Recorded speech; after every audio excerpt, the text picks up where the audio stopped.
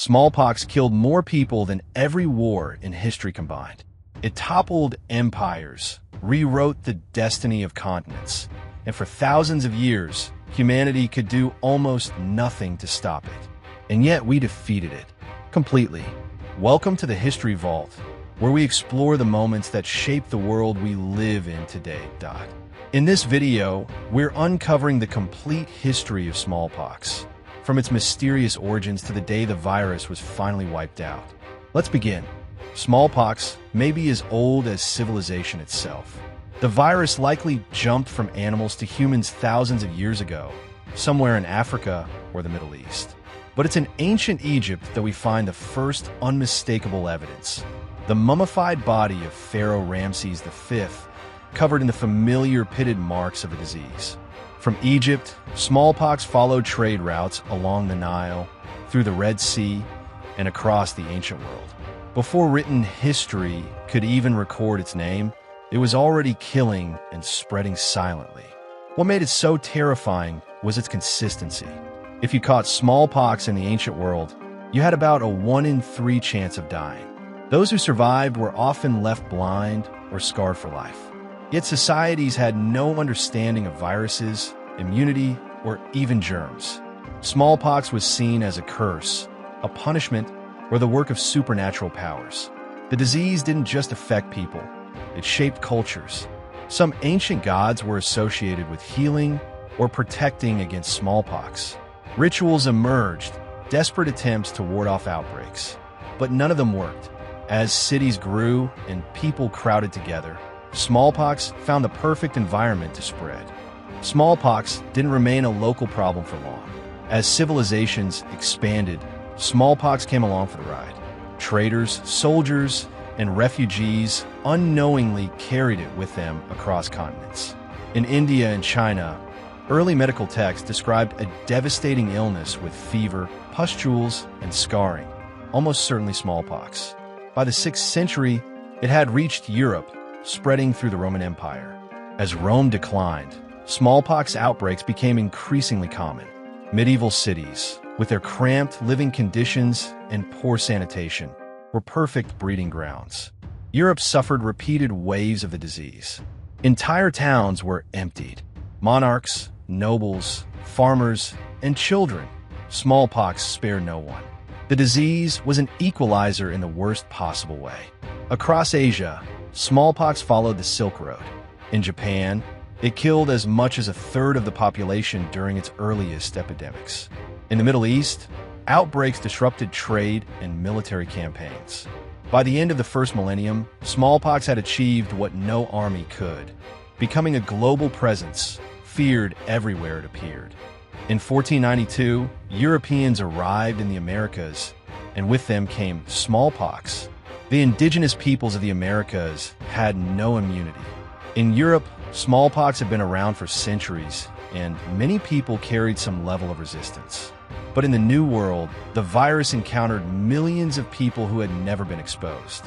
The results were catastrophic. The first major outbreak in the Americas occurred in the Caribbean, where it spread rapidly among indigenous communities. When the virus reached the mainland, it struck the Aztec Empire with unimaginable force.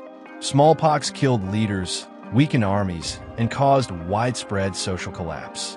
Some historians argue that the Spanish conquest succeeded not because of superior weapons, but because smallpox arrived first. Further south, the Inca Empire suffered the same fate. The disease spread faster than the Spanish themselves, killing the emperor and triggering a brutal civil war.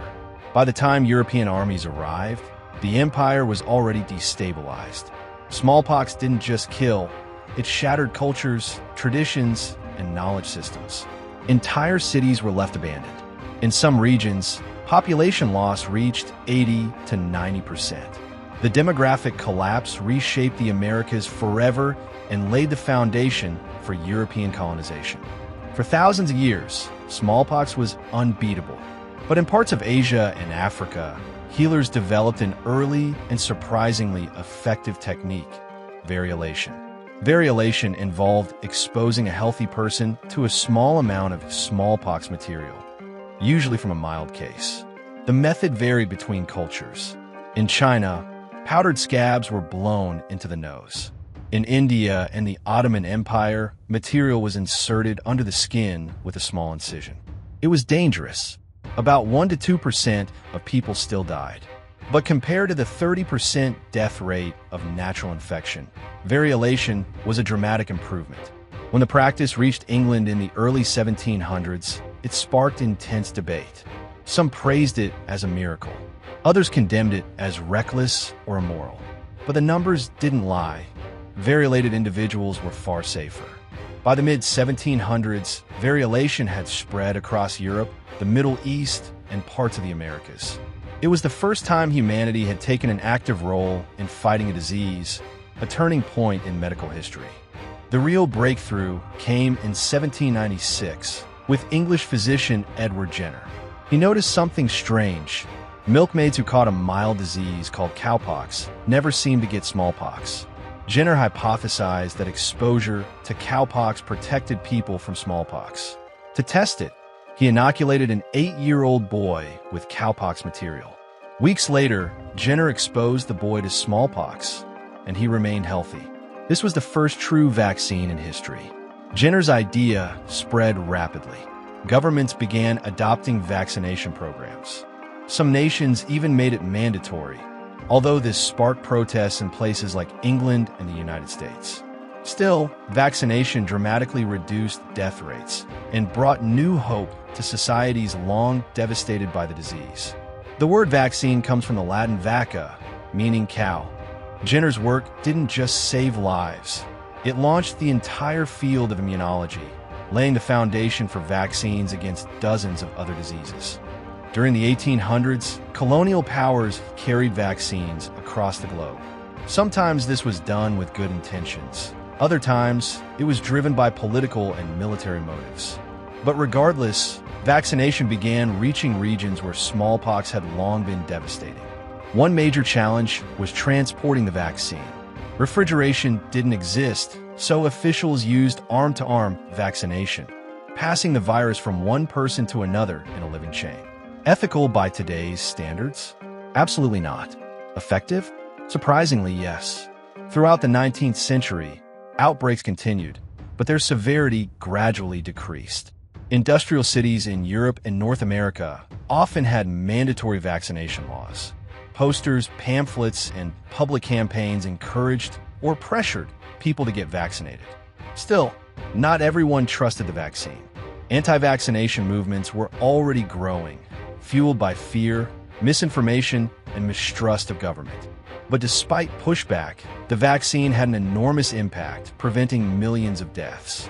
Even with widespread vaccination, smallpox was far from gone. In the early and mid-20th century, outbreaks continued in Asia, Africa, and South America. Rural regions were especially difficult to reach, and vaccination programs were uneven. Meanwhile, global travel was transforming the world. A disease that once took months to cross continents could now travel by airplane in hours. In the 1950s and 60s, smallpox was still infecting millions and killing about 2 million people every year. Some of the last major outbreaks occurred in India, Pakistan, Ethiopia, and Brazil. These outbreaks demonstrated both the progress made and the gaps that remained. In cities, vaccination could work quickly. In remote areas, one missed village could reignite the epidemic. By the 1960s, it was clear smallpox could not be defeated by local efforts alone. The only solution was a global campaign, a coordinated effort unlike anything the world had seen.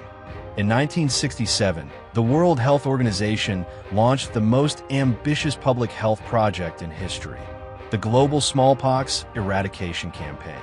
Teams of doctors, nurses, and volunteers traveled across deserts, rainforests, mountains, and conflict zones. They tracked cases, vaccinated entire communities, and sometimes negotiated with local leaders just to enter a village. One of the biggest innovations was ring vaccination.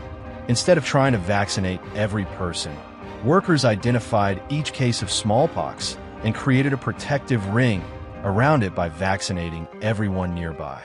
This method was faster, cheaper, and incredibly effective. The campaign required constant vigilance. One undetected case could lead to hundreds more.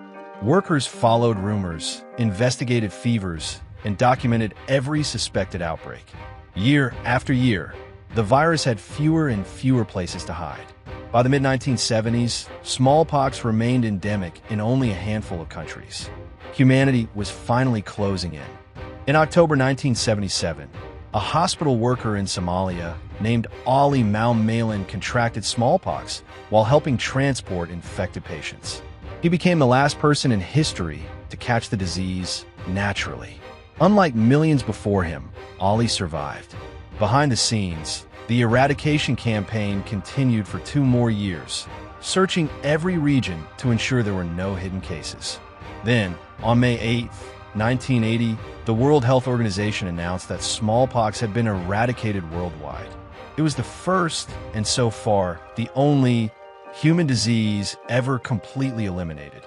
The achievement stands as one of humanity's greatest triumphs.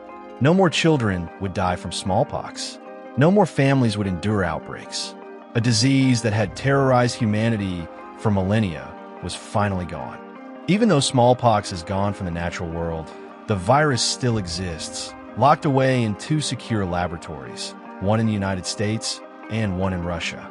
Scientists keep these samples for research and for developing vaccines in case smallpox ever re-emerged, whether naturally or through an accident. This has sparked a long debate. Should the remaining samples be destroyed? Those in favor argue that eliminating them would remove any possibility of misuse. Opponents say the samples are invaluable for studying viruses and preparing for future threats. Today, smallpox serves as both a warning and an inspiration. It reminds us how vulnerable humans once were and how powerful coordinated global action can be. The story of smallpox is tragic, but it's also hopeful because it proves that even the deadliest enemy can be defeated when the world works together. Thank you for watching the History Volta. If you enjoyed this deep dive into the complete history of smallpox, please like the video, subscribe to the channel, and share this video with anyone who loves history. Your support helps us bring more forgotten stories back to life. See you in the next one.